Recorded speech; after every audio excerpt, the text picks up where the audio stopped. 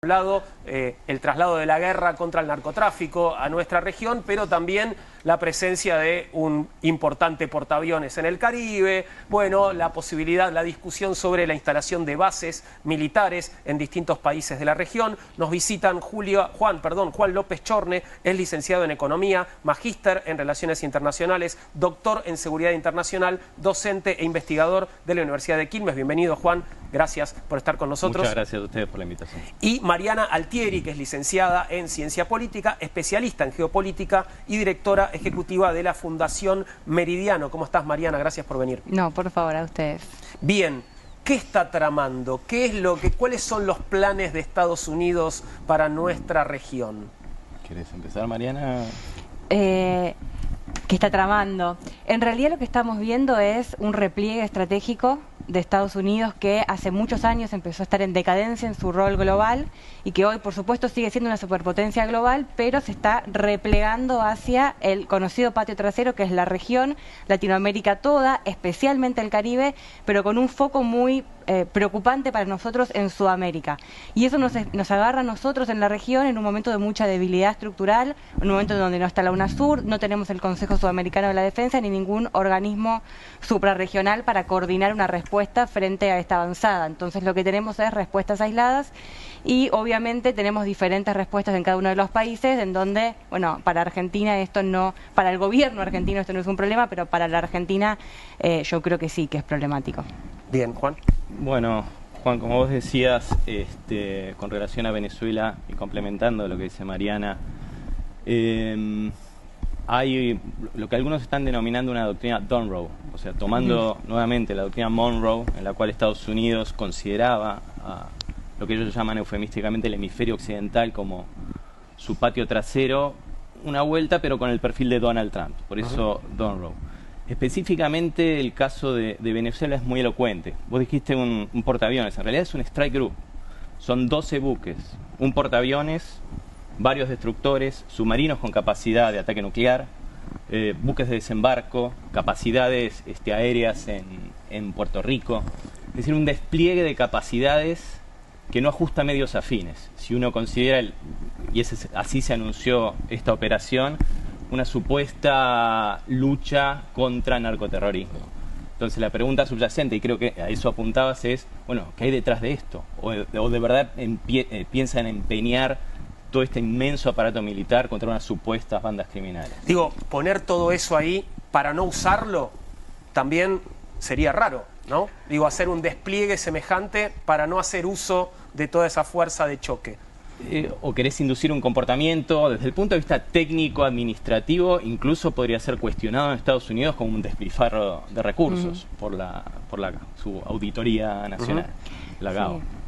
No, que ahí el despliegue mismo de la fuerza es un tipo de uso, es diplomacia naval o lo que tiene que ver con coerción naval. Están buscando, a mi criterio, más que una acción en sí misma, forzar acciones simplemente por mostrar la presencia. Y ahí lo que decía Juan de Venezuela, pero también hay por supuesto, no voy a poner las manos en el fuego por esto, porque todos los analistas, el 90% de los analistas dijimos que Putin no iba a invadir Ucrania y eso sucedió. Estamos en un mundo distinto y Trump viene desde principio de año diciendo: Panamá me interesa, Groenlandia me interesa, Canadá es un estado más de Estados Unidos, entonces no podemos como si fuera un supermercado del que puede servirse cosas, ¿no? Porque también cambió el orden internacional, el multilateralismo está muy desprestigiado, no hay, ya no tiene la fuerza que tenía antes para disciplinar a los actores, al propio Estados Unidos, por ende podría desembarcar porque puede hacerlo claramente con la fuerza que tiene. No estoy segura si realmente eso es lo que busca, si realmente tendría un sentido, sino más bien forzar acciones, y no solamente es hacia Venezuela, sino que está hablándole a Petro, está hablándole al resto de los países, e incluso le está hablando a Brasil, a mi criterio, si bien hubo una muy buena reunión, mostrando, bueno, no se olviden que acá el poderío lo tenemos nosotros, y que haya traído el Gerald Ford, que estaba en el Mar del Sur de la China, que se tuvo que venir cruzando, atravesó el estrecho de Gibraltar, etcétera, es el portaaviones más moderno que tiene la Armada y que tiene una capacidad obviamente de desembarco anfibio enorme, acompañado, como decía Juan, de destructores, de un poder que no solamente es de desembarco, sino que también es de control de toda la zona, de control de radares, interceptación, inteligencia, etcétera. Ahora, Estados Unidos ya desde 1950 está con la idea de la guerra contra las drogas, podríamos decir en un mundo distinto, donde había mayores niveles de estado de bienestar, pero después de la caída del muro de Berlín, hay un recrudecimiento y cambia, o sea, lo que muchos llaman guerra de baja intensidad o el narcotráfico empieza a ser utilizado como una forma para seguir justificando la intervención, una vez que era muy difícil en los 90 sostener que el comunismo era lo que primaba en América Latina, es decir, después de las dictaduras sangrientas, cambia un poco esta doctrina que ustedes mencionaban antes. Entonces ahí un poco la pregunta que yo hago, si uno tuviera que pensar escenarios posibles o que están viendo es, si esto es de alguna manera o sea, Estados Unidos, corríjanme, pero desde el canal Panamá, que no pone tropas propias en América Latina. ¿En una acción militar? En una acción militar. Probablemente sí, en 1989 la acción en Panamá. Sí. Digo, desde ese entonces siempre fueron otras formas, algunos incluso en el siglo XXI hablaban de los golpes suaves, golpes blandos, acciones destituyentes, que a veces no eran tan explícitas. Podemos estar frente a una nueva etapa en la cual el narcotráfico se recrudezca con una filosofía de guerra nueva, en la cual pueda haber acciones bélicas, o más bien uno puede pensar también escenarios de asfixia, por ejemplo en el caso de Venezuela, o de situaciones para erosionar un gobierno y estar en mejores condiciones de poder negociar. Mira, si me permitís, Por Mariana, favor. es una buena pregunta. El tema de la militarización de la lucha contra el narcotráfico en la región es de larga data, como vos decís. Si tomamos como referencia el año 2006, cuando el presidente Calderón declara formalmente la guerra al narcotráfico, ha sucedido una serie de países que han involucrado, empeñado sus Fuerzas Armadas y programas de Estados Unidos como la Iniciativa América, el Plan Colombia. El resultado ha sido invariablemente el mismo: más producción de narcóticos, más muertos, más violaciones a los derechos humanos. Es una cuestión estadística, no es una apreciación esto que estoy diciendo.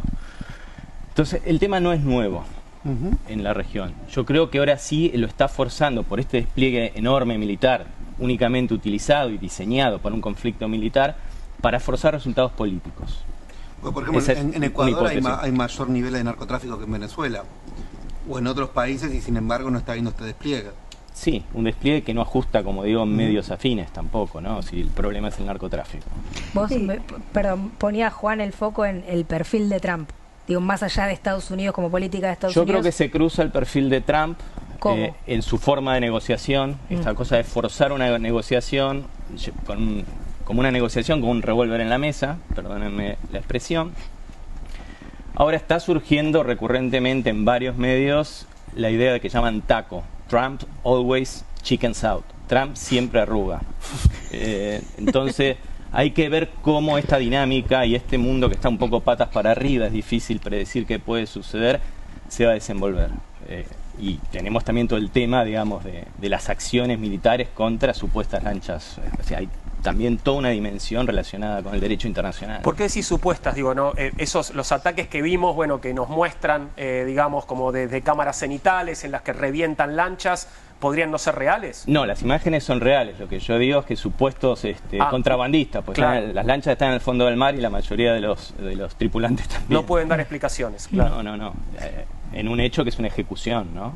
Mariana, vos mencionabas recién al principio, dijiste distintas respuestas de distintos países. ¿Qué países están siendo más resistentes a esta avanzada? Bueno, claramente tenemos un Boric en Chile que tiene una línea distinta respecto de la hegemonía de Estados Unidos en la región. Pero ya se va. Pero ya se va y puede ganar Kast, que claro. Sería el Bolsonaro de ellos, el Milei de ellos, siempre con las características propias de cada país. Y obviamente el Brasil de Lula, que ha demostrado una gran muñeca al negociar con Trump. Para mí algo interesante de lo que decían antes es que no es solamente narcotráfico, él habla de narcoterrorismo y toda la política de la Casa Blanca habla de narcoterrorismo. Están poniendo la lucha contra las drogas al nivel del terrorismo y eso le da posibilidades de actuar en función de la ley interna estadounidense, como cuando se le declara la guerra al terrorismo en el 2001. Entonces es un tema de seguridad nacional y es un tema de seguridad internacional. Por eso puede traer un destructor y un portaaviones para luchar contra eso. Y en ese sentido, hablaste de repliegue estratégico de Estados Unidos frente a la avanzada de China. Uno también no puede ver esta idea de, bueno, si Trump no busca, efectivamente el narcotráfico no es lo mismo que en los 80, en los 90, es decir, la idea de la inseguridad, del desorden, trajo como la demanda de la inseguridad vuelve a estar, de hecho en Chile en las elecciones fue la principal demanda, en Brasil cuando pasó lo de Río de Janeiro el mismo Lula reconoció que había, o sea, como que ya no es el viejo narcotráfico de los 90, es decir, ya copa territorio, como que de alguna manera Trump pueda buscar esto para calar o conectar con una demanda que puedan tener los países, sobre todo los países caribeños, en materia de orden, de seguridad, de esta idea de, bueno, me siento más tranquilo con un Estados Unidos interviniendo, generando un orden frente a estados más debilitados, en los cuales el narco fue ganando un terreno que es más grande que el que capaz conocimos en el siglo XX. Es que haya un apoyo de las poblaciones de esos países. No, que busque Trump como un tiro en este repliegue estratégico de China. Él dice, bueno, acá tengo a México, tengo a Brasil, tengo a Colombia que no me van a responder. Bueno, necesito volver con una doctrina que me permita volver a posicionar. En un momento Estados Unidos, por ejemplo, eran los derechos humanos después de los 80, ¿no? Recordemos, entonces era, bueno, voy a tratar de volver a conquistar América Latina bajo esta doctrina, que busque como volver a conquistar bajo una doctrina centrada en la seguridad y el orden, en los términos de ellos, ¿no? Tiene sentido, y tiene sentido porque es un problema real, al cual no le estamos encontrando la solución desde las democracias de la región, y el problema es que además es un discurso que toma fuertemente las expresiones de derecha y extrema derecha, el discurso de la seguridad, ¿no? Y donde las otras expresiones del campo nacional y popular nos cuesta darle forma a la respuesta, porque una respuesta como lo que vimos en Brasil tiene los problemas que tiene entre cómo medís la fuerza y la necesidad de que el Estado haga lo que tiene que hacer respecto de crimen organizado en tu territorio, porque terminamos hablando de una cuestión de soberanía. Puede que haya algo de eso. Yo creo que además, en términos de China, le estaban dando un mensaje directo, que es: este es mi patio trasero, esta es mi región, es mi zona hemisférica y yo concentro acá mis fuerzas. Y un poco a mí me parece, tanto por lo que es Estados Unidos en términos institucionales y de Estado, pero también por la personalidad de Trump, lo que decía Juan, es la forma de demostrar que él en su región no, digamos, puede hacer lo que quiera hacer, y eso también es mostrar fortaleza. Y ahí vamos a ver qué tanto achica o no achica, porque creo que Latinoamérica no puede achicar demasiado a Estados Unidos, se está midiendo con China. ¿Qué tan cerca estamos de la posibilidad de la instalación de bases militares de Estados Unidos en la región? Bueno, el pueblo de Ecuador rechazó, ¿no?, hace unos días esa posibilidad en su territorio, pero siempre suenan versiones, ¿no?, de que esto podría pasar incluso en nuestro país, en el sur de nuestro país. ¿Qué tan cerca estamos de esa posibilidad? Bueno, depende del ordenamiento jurídico, la situación política, de una serie de variables de cada país. Entonces sería posible. Claramente la intención de Estados Unidos es un repliegue en la región, y poder influir de manera efectiva, de una mayor manera, en los efectos políticos que quieren conseguir. Con relación a Argentina, yo lo veo en principio complicado, porque requeriría una medida de esas características, la autorización del Congreso. Bueno, pero también es cierto que están haciendo ejercicios militares sin autorización del Congreso. Sí, y digamos que hay muchas cosas que debería autorizar el Congreso en nuestro país y que no está autorizando el Congreso, y suceden de todas maneras, ¿no? Es que si relajamos la vara del incumplimiento de la ley y la Constitución, entonces sí, cualquier cosa puede pasar. Yo lo veo en el corto mediano plazo, en Argentina, que es donde me animo a responder, como poco probable. Poco probable. ¿Le sirve a Trump, bueno, o al republicanismo como también estrategia electoral este tema?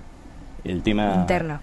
Bueno, narcotráfico, todo lo que venimos hablando, la política que se hace en la región. Habría que ver cómo repercute eso en la percepción ciudadana en Estados Unidos. Claramente el tema en general Argentina no repercute mucho en la agenda política en Estados Unidos. El tema de la asistencia financiera repercutió en la opinión pública y dentro del Partido Republicano de manera negativa, te diría. Que el secretario del Tesoro se levante todas las mañanas, teniendo durante 40 días cerrado el gobierno por acción presupuestaria, a tuitear sobre un país, Don Post, que tiene el PBI de Michigan, y fastidiando a los productores cereales, que se la llevan los chinos. No, yo creo que hay la búsqueda de un efecto político estratégico, diría. Sí, perdón, Nahuel. No, me quedaba con esto de la opinión pública de Estados Unidos, porque también, capaz que a diferencia de, no sé, pienso en la guerra de Afganistán o en Irak o incluso en Medio Oriente, es entre comillas, lo digo de una forma un poco bruta, un poco más sencillo. O sea, Estados Unidos tiene una historia de siempre preparar la opinión pública previa antes de hacer una acción militar. Es muy raro que hay cierta construcción de consenso. Y más allá de las miradas que uno pueda tener, es difícil pensar que hoy Venezuela pueda ser una amenaza para Estados Unidos, o que México, Brasil o los países que no se alineen en la región sean una amenaza, como para poder justificar grados más importantes de involucramiento, digo en términos militares, ¿no? Claro. Sí, es complicado, pero de todas formas creo que puede tener un buen apoyo en toda la parte con muchos migrantes latinos, en toda la parte de California, el sur, etcétera. Hay mucho migrante venezolano, hay muchos migrantes de otros países que comparten un poco, y la verdad es que Venezuela se ha vuelto muy complicado para la opinión pública, incluso que hace unos años o con el chavismo bancaba fuerte. Entonces es un tema espinoso que genera cierto nivel de adhesión. De ahí a que eso permita justificar un desembarco, ya es otra cuestión. Hay algo curioso también, ¿no? Porque Donald Trump de alguna manera quiere presentarse ante el mundo como una especie de líder de la paz, ¿no? Que resuelve conflictos, que media, que termina con las guerras, que pretende que le den el premio Nobel de la paz, por otro lado, pero después te trae toda la flota, o bueno, este Strike Group, como así dijiste que se llamaba, sí, ¿no? Sí, al Caribe, ¿no? Digo, y mostrando como una fuerza militar desmesurada, por otro lado, ¿no? Sí, claramente, son ciertas contradicciones que observamos, al menos a nivel retórico, discursivo de los líderes, ¿no? Trascendió ayer en el New York Times las negociaciones que estaría estableciendo la CIA con el gobierno venezolano y el tit for tat, quiero decir, no es un escenario improbable que esta apuesta audaz de Trump termine con la salida del actual gobierno y él consigue un logro político sin intervenir militarmente. También puede pasar otra cosa. ¿Y no ven ahí que puede haber también un tiro por elevación a Colombia? Digo, porque uno diría México con Morena, Lula con el PT, bueno, ya tienen una cuota de poder, hay una acumulación de poder. Petro la tiene